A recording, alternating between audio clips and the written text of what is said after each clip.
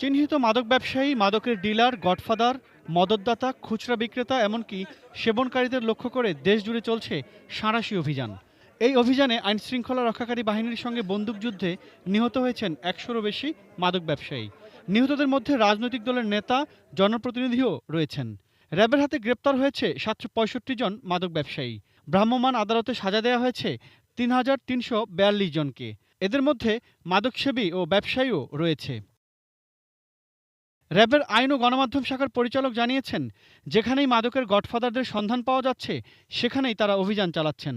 এরপর মাদক ব্যবসায়ীদের আক্রমণে বন্দুকযুদ্ধের ঘটনা ঘটছে। পরে নিহতদের পরিচয় সম্পর্কে স্থানীয়রা তথ্য দিচ্ছেন। এখানে কে কোন দল কিংবা পেশার সেটি দেখার সুযোগ নেই।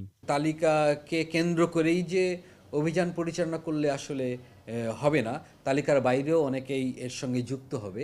৪ মে থেকে চলা অভিযানে বেশ কয়েকজন শীর্ষ মাদক ব্যবসায়ী ও ইয়াবার গডফাদার নিহত হয়েছেন বলে জানান এই কর্মকর্তা।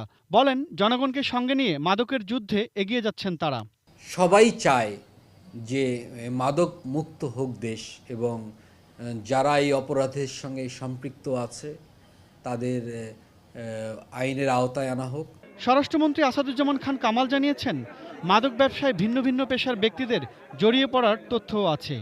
তারা ছাড় পাবে না বলে জানান তিনি। আমাদের শুধু পুলিশ প্রশাসন নয়, সব ধরনের মানে শ্রেণী পেশার মানুষ এর মধ্যে জড়িত হয়ে গিয়েছিল। এর লাভজনকতা দেখে কিংবা মানে নেশায় পড়ে যাই হোক, যেভাবেই হোক হয়ে গিয়েছিল।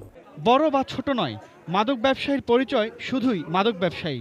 তাই আইনের সংশোধন এনে পর্দার আড়ালে থাকা বিনিয়োগকারীদেরও ধরা হবে বলে জানান স্বরাষ্ট্রমন্ত্রী। যারা ধরাছোঁয়ার বাইরে থাকে কিন্তু তারা বিশাল একটা বিনিয়োগ করে এই ব্যবসাটা পরিচালনা করেন, তারাও আমরা এই নতুন সংশোধিত আইনে আমরা সেই জায়গাটিতে তাদেরকেও আমরা ব্যবস্থা আনতে পারবো বলে আমরা বিশ্বাস করি, আমরা মনে করছি। Imran Hossain Suman, ATN news, Dhaka.